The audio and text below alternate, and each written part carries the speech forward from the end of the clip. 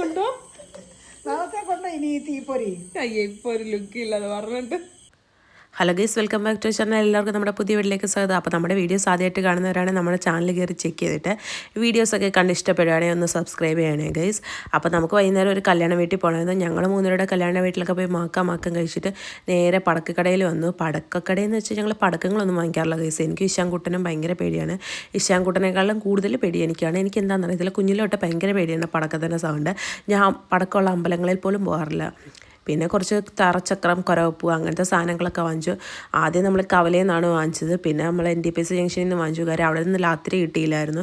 പിന്നെ നമ്മൾ നേരെ വീട്ടിലെത്തി കഴിഞ്ഞപ്പോഴത്തേക്ക് ദീപാവലിയുടെ ലൈറ്റൊക്കെ സെറ്റ് ചെയ്തിട്ടുണ്ടായിരുന്നു ഗൈസ്. തെറ്റിപ്പോയി. അത് കഴിഞ്ഞ് പിന്നെ നമ്മൾ പൊട്ടിക്കാൻ പോവാണ്.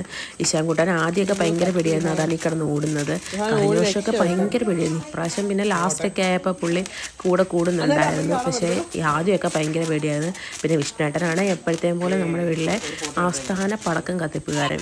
പടക്കമല്ലേ ഇങ്ങനത്തെ സാധനങ്ങളൊക്കെ. ഞാൻ പറഞ്ഞല്ലോ പടക്കം വാങ്ങിക്കത്തില്ലെന്ന്. ദേശീയാങ്കുട്ടൻ ലാസ്റ്റ് ആയപ്പോൾ പടക്കം പൊട്ടിക്കാൻ കയറിയിട്ടുണ്ട്. പൂത്തിരി പൊട്ടിക്കാൻ കയറിയിട്ടുണ്ട്. വീണ്ടും പടക്കം എന്നാണ് കേസ് വരുന്നത്. അത് കഴിഞ്ഞിട്ട് പിന്നെ നമ്മൾ കുറച്ച് ഫോട്ടോസൊക്കെ എടുത്തു. നമ്മുടെ ഇൻസ്റ്റയിലൊക്കെ ഇടണമല്ലോ. അപ്പോൾ കുറച്ച് ഫോട്ടോസൊക്കെ എടുത്തു. ബാക്കി വിശേഷങ്ങളുമായിട്ട് നാളെ കാണാം ഗൈസ്. ബാക്കി ദീപാവലി വിശേഷങ്ങൾ